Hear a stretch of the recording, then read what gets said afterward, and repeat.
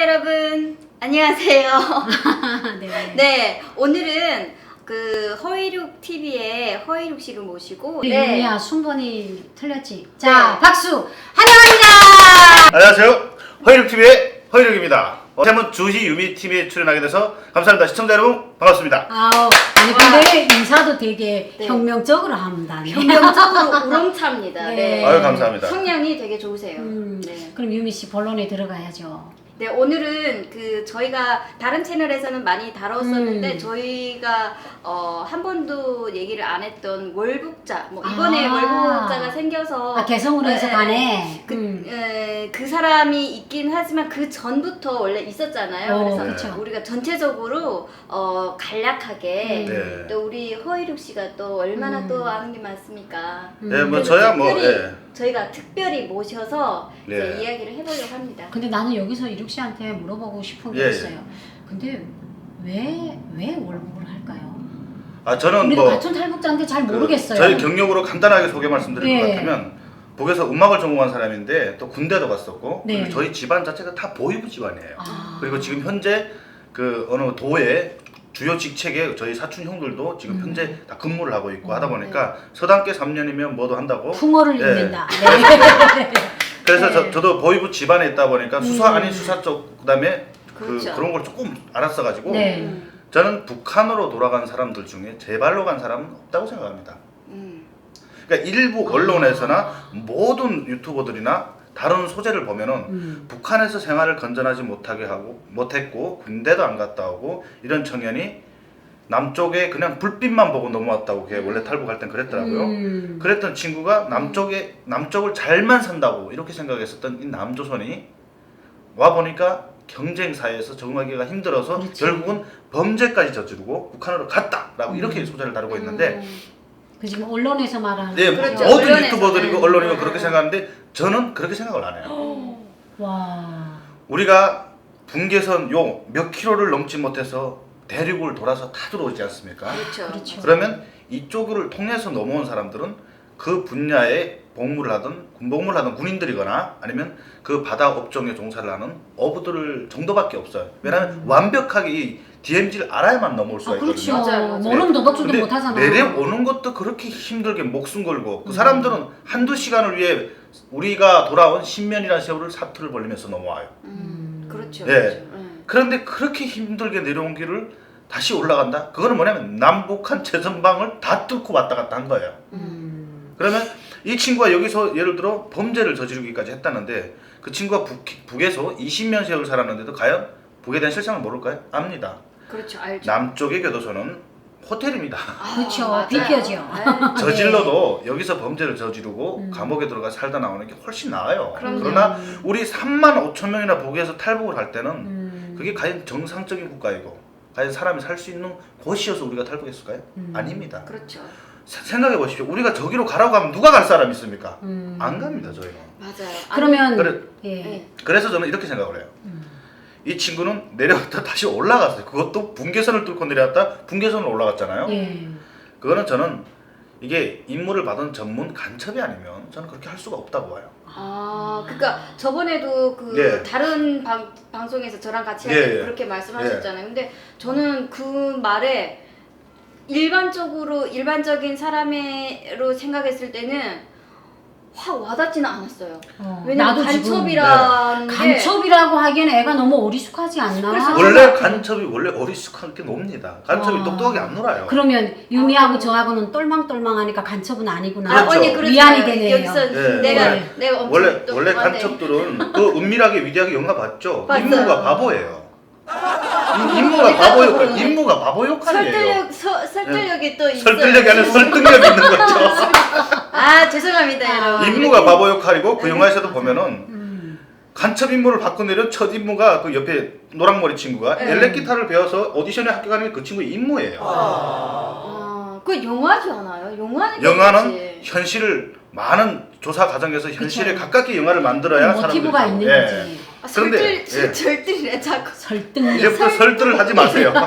설득력이 있네요. 네. 그러니까 이룩 씨 얘기를 예. 보면 얘는 이미 북한에서부터 예. 임무를 받고 온 아이다. 그래서 여기 와서도 아주 예. 어리버리하게 어리버리하게 일부러 놀았다는 살아가. 거죠. 그게 바로 임무예요. 야. 어리버리하게 살다 넘어가면 누구도 의심을 안 합니다. 왜? 이렇게 제가 이런 내용을 가지고 저만 다룹니다. 다른 사람들은 아, 이렇게 다루지 않아요. 다, 그렇죠. 조금 예. 특별하게. 예, 다 이렇게 갔다 다른, 가는데 다른 시각으로 보시는 내려가서 이렇게 방탕하게 생활을 하다 가면은 사람들이 다 이렇게 생각할 거 아닙니까? 그러나 전문적으로 그런 걸 연구하는 사람들은 그렇게 생각을 안 합니다. 누가 나를 전문적으로 좀 연구해 주세요. 자, 저도 그러면 다 적을 수 있어요. 연구고 띡대가리고 네. 예. 유미 씨는 어떻게 생각하세요? 아니 저는 처음에 그 예전에 그 월북했던 사람들은 임지연 씨라든가 아, 그 그 전에 여자애. 브로커 하다가 네. 이제 잡혀나간 네. 사람들 있잖아요. 그 사람들은 저는 아예 여기서는 언론에서는 자기 발로 갔다는데 저는 100% 이제 잡혀나갔다고 생각을 했고 또 이제 들리는 얘기로는 잡혀나갔어요. 그랬는데 이 친구 같은 경우는 저도 그랬어요. 이 친구는 저는 솔직히 얘기하면 또라이라고 그랬거든요. 약간 아니 똘끼가 있지 않으면 어떻게 거기를 지집처럼 물론 힘들게 갔겠지만 어쨌든 우리가 봤을 때는 그렇게 저는 생각을 했어요. 그게 바로 일반 사람들이 보는 견해예요. 야, 그러나 이걸 아주 세밀하게 아, 분석을 해볼 때 분석이 아니죠. 아주 그냥 해부를 해볼 때 그 힘든 남북한 그 군사기를 다 그러니까. 뚫고 내려왔다가 그렇죠. 다 뚫고 올라갔잖아요. 저는 여기서 팩트를 말씀드리고 싶은 게 뭐냐면 북한은 지금 코로나 청정국이라고 지금 자기들은 노래하고 있어요. 그렇죠. 춤을 추죠. 그런데 구실이 없어요. 이 기회가 얼마나 좋아요 지금. 그래서 저는 딱 저번에 그 유미카에서도 제가 제목을 짚고 넘어간 게 있는데 그 친구에 대해서 이렇게 한 줄의 제목을 달라면 그는 조국의 부름에 복귀한 혁명 전사이다. 그러더라고요. 이렇게밖에 달 수가 없어요. 그러니까 저는 일반적으로 생각했을 때 와 이게 웬만한 똘끼 아니면은 미쳤나 얘가 미치지 정신한자인가? 않았습니다. 저는 근데 그렇게 생각했어요. 예. 저는 여기서 이륙 씨 말에 좀 네. 반론을 네. 제기하고 네. 싶은 게 코로나가 북한이 예견해서 터진 거 아니잖아요. 그렇죠. 그렇죠. 근데 걔는 코로나가 터지기 전에 우리나라에 왔단 말이야. 그러니까 이게 임무를 주고 코로나하고 연관성은 없지 않나. 좀 억지스럽지 않나. 그 네. 좋았어요. 누님의 예. 그 짧은 생각에 좀 아쉬움을 제가 표현하고 싶은 건 뭐냐면 네. 임무를 줘서 보낼 때는 임무가 없이 내려오는 사람들이 많아요. 아, 맹목적으로. 그냥 내려와서 그냥 적응하는 게 임무일 수도 있고 아, 잠복해 있어라. 잠복해 있다가 어느 때인가 어떤 임무가 떨어질지 몰라요. 처음부터 임무를 주고 내려보내는 간첩들도 있겠지만 네. 그냥 내려와서 남쪽에 그냥 자연스러운 삶을 국민으로 살게끔 살아라. 살다가 어느 순간에 이렇게 명령을 주잖아요. 저는 영화를 너무 많이 봐서 그런지 대부분 영화들이 다 그래요. 그렇죠, 그렇죠. 근데 이 친구는 지금 딱 임무가 떨어졌다고 저는 생각을 해요. 조국으로 복귀해. 이 임무는 단 하나예요. 이렇게 볼 수밖에 없어요. 그러나 저 개인적인 생각이지만 그렇죠. 정말 설득력 있다고 생각하는 게 뭐냐면 아무런 임무도 없어요. 임무 받고 내려왔어요. 그냥 복귀 명령밖에 없어요. 그러면 시나리오는 만들면 돼요. 북한이 코로나 청정국이라고 지금 자기들은 자초하고 있잖아요. 그런데 이미 우리 북한 그 정보 소식통에 따르면 코로나가 많이 걸렸다고들 해요. 근데 북한 내에서는 언론에 이렇게 말을 합니다.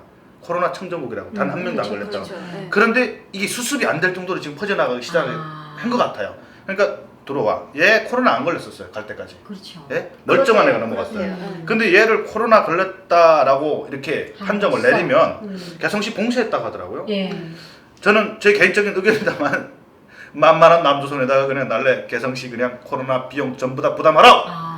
이 정도까지 예상이 됩니다. 맞아. 이렇게 얘기하시는 분들 얘기를 제가 네. 주변에서 많이 들었어요. 네. 그 금요일을 돌봐줬던 누나가 있어요. 네. 그 누나로 말하면 제가 그럼 오래전부터 잘 알고 친친 네. 동생처럼 이렇게 알고 지냈던 사이인데 최근에 그 걔에 대한 얘기를 들어보니까 일단은 경찰서에 성폭행 혐의로 수사 중에 있었고 그래서 언제 고소가 된 거예요? 그게 아마 올해 5월인가 그렇게 지금 고소장이 접수가 돼서 수사 중에 있는 상황이고 수사 결과는 어차피 얘는 대한민국 법에 따라서 아마 처벌을 받아야 될 그렇죠. 거기까지 간다고 돼 있었고 그리고 여기 와서 생활도 제대로 안 했나 봐요. 3년밖에 안 네. 된 걸로 알고 있어요. 그러니까. 그래서 아무튼 그 처벌도 두렵고 아니 그 처벌이 뭐가 두렵습니까? 몇 년 가서 살다가 나오면 되는데 북한에 들어가면 살다가 살아서 나올 수 있는 담보가 없어요. 북한은. 그렇죠, 그렇죠. 근데 그 북한으로 굳이 들어갔다? 그러니까. 이건 똘끼 가지고 들어갈 문제가 아니에요. 얘는 무슨 문제가 있는 아이고 문제가 있는 이미 전에 네. 시나리오를 가지고 들어왔던 네. 아이다. 그렇게 생각하시는 거죠. 저는 그렇게 생각할 수밖에 없어요. 근데 지금까지 우리 탈북민들이 그 김금혁뿐 아니라 많은 사람들이 북한으로 몰복을 했잖아요. 네. 근데 이제 임지연이 같은 경우에는 언론에서는 이제 자기 발로 갔다. 그 전에 남자친구가 자기 발로 가겠다 해서 압록강까지 데려다 줬다 이런 설도 나고. 저도 들은 소리인데 저희 그 고모가 그 함흥에 그 교화소 있었을 때 들어왔던 그 여자가 있었는데 그 여자가 남자친구가 한국에 와서 한 몇 년을 돈을 엄청 벌어가지고 돈을 많이 벌어가지고 북한으로 다시 나갔대요. 자기 발로. 자기 발로 나가서 거기서 뭐 선전활동 하면서 한 3년을 또 있었다더라고요. 북한에. 네, 북한에. 그러다가 그 돈을 다 썼을 거 아니에요. 그러다가 이 여자랑 같이 살다가 같이 이렇게 탈북을 하다가 이 여자는 한국행에서 잡혀서 이 여자는 무조건 모른다. 나는 한국행인지 모르고 남자친구랑 떠났다. 남편이랑. 이렇게 해서 남자는 거기서 도망쳤대요. 도망쳐서 한국으로 오고 그 여자만 거기서 지금 교화소 형을 받고 살고 있는. 이게 북한으로 다시 월북했다 재탈북하는 케이스들이 종종 있어요. 그렇죠. 종종 있어요. 근데 다시 들어갔다 잡히는 경우도 있는데 대부분 들어가는 거 보면 세 가지로 놓고 볼 수가 있거든요. 간첩 아니면 네 가지로 볼 수 있는데 간첩 아니면 납치. 납치. 근데 납치라는 거는 이게 쉽지가 않은 게 뭐냐면 사람들이 납치됐다 하는데 납치라는 거 제가 여기서 하나만 짚고 넘어가려면 납치라는 거는 남의 나라 용토에 와서 그렇죠. 우리가 중국에 들어간 외국인입니다. 그렇죠. 이 외국인을 맞아요. 납치를 하려면 특수부대원 아니면 어릴 때부터 특수훈련을 받은 이런 사람들을 암살이나 납치를 하려면 그러나 이 사람이 그 나라 법에 의해서 그 나라 공안이나 경찰에 잡히게 되면 납치죄는 이게 큰 죄예요. 무기 이상이에요. 그렇죠. 그리고 암살 자체도 무기 이상이면 이 사람을 5살 때부터 데려다 특수훈련을 시키면 예를 들어 가상적으로 투자하는데 100억이 들었다고 생각합시다. 그럼 나를 납치할 수 있는 대상이 이 사람을 희생시키고도 그 값어치가 있는 사람에 대해 그쵸. 암살조를 내보냅니다. 맞아요. 그런데 값어치가 임지연이가 그렇죠. 이렇게 5살 때부터 이 20살까지 몇십 년 키운 특수부대원만한 가치를 하냐? 없죠. 묘하게 빠져든다니까. 못합니다. 그쵸. 그리고 우리 같은 게 제가 땀을 그 들어. 제가 중국에 가서 저는 막 노래 부르고 다닙니다. 국경에 가서. 왜냐?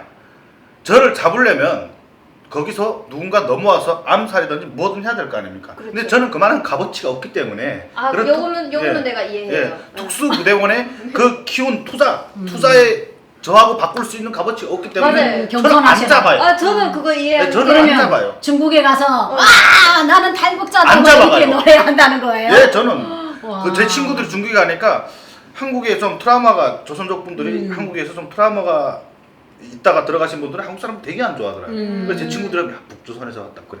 나 북조선에서 여행 왔다고 얘기하면 건드리지 않아요. 북한 사람 엄청 무서워요. 안 건드려요. 그렇지. 그런데 그 사람들이 그건 아니죠. 그래서 아무튼 납치가 됐다는 거는 그만한 값어치를 할 수 있는 사람에 대한 납치다. 임지연 씨가 그렇게 북한에서 투자한 특수부대 5살 때부터 데려다 키운 이런 어마어마한 이런 특수부대 공작원하고 맞바꿀 수 있는 값어치 할 수 있는 사람이냐? 아닙니다. 그러면 그래도 가서 선동 활동으로 쓰면은 그만한 값어치다. 값어치 안 못하죠. 왜냐면 그 임지연 씨 같은 경우도 보면은 제가 보면 국경 쪽에 미끼에 낚였다 이렇게 볼 수가 있습니다. 이렇게 중국이 들어와서 납치했다 이거는 말이 안 되고 국경까지 어떻게 나갔는데 얻어 걸린 거. 납치에 걸린 거죠. 그래서 딱 납치가 된 경우고 중국에 가서 아무리 저희가 노래 불러도 아니 왜냐면 어떤 분이 한국 분들이 나한테 야 그렇게 방송 활동도 하고 막 이렇게 유명해지는데 납치당하거나 간첩이 어떡하냐고 이렇게 물어보는 우리 그렇게 값어치 나지 않습니다. 그래서 제가 야 그 북한 간첩도 무슨 할 지랄이 없다고 내처럼 이렇게 가만히 조용히 살고 이런 사람을 납치하겠네. 예예 바로 인정하는 거. 납치 안 합니다. 납치 안 합니다. 이게 보면은 우리가 뭐 박상학 대표나 예. 태홍호 공사나 그리고 그렇죠. 한강혁 선생님이나 네. 암살조들이 내려옵니다. 그렇죠. 이분들은 그러니까 모든 저격이든 암살이든 테러든 납치든 비즈니스예요. 어찌보면 정치 비즈니스, 예? 테러 비즈니스. 왜? 내가 투자하려는 목적보다 값어치가 없으면 투자를 안 해요. 저는 장사치요. 아 예. 근데 기분 나쁘다야. 네 이제 그만. 나도 생명인데 갑자기 값어치가 자괴감이 나가야 들었어요. 되네. 우리는 왜 특수부대 올 그렇게 값어치 안 나갑니까? 아우, 그러니까 북한으로서는 우리 이제부터라도 국회의원 출마해야 되는가? 이만큼 투자할 가치가 있다고 생각되면은 왜냐면 이게 모든 저격이나 납치 테러에 성공할 수 있다는 거는 장담 못 하잖아요. 만약에 실패하잖아요. 그럼 이 사람은 북조선에서 이렇게 키운 이렇게 투자해서 키운 사람을 그냥 평생 감옥에 썩게 만드는 거면 날리는 겁니다, 돈을. 그렇지. 그러면 그런 값어치 없고 투자의 가치가 없는 장사에는 손을 안 대는 거죠. 그래서 저희는 아무리 가서 이렇게 해도 안 잡아가는 거죠. 그렇죠. 근데 뭐 그러면 3만 5천 탈북자를 다 암살하고 다 잡아가야 되는 거 아닙니까? 그렇죠. 아닙니다. 네, 맞아요. 저 황장혁 선생님이나 왜 북한에서는 막 이게 북한의 이미지가 깎아내리고 네. 그렇지, 그렇지. 이러면 야 우리가 이 정도면 투자해도 되겠다. 그래서 성공하면 땡큐고 못해도 그만한 값어치를 하기 때문에 네. 테러나 암살을 하는 겁니다. 그러나 우리는 죽이라 해도 안 죽입니다. 어. 절대로 걱정하지 마십시오. 유미할 때 박수.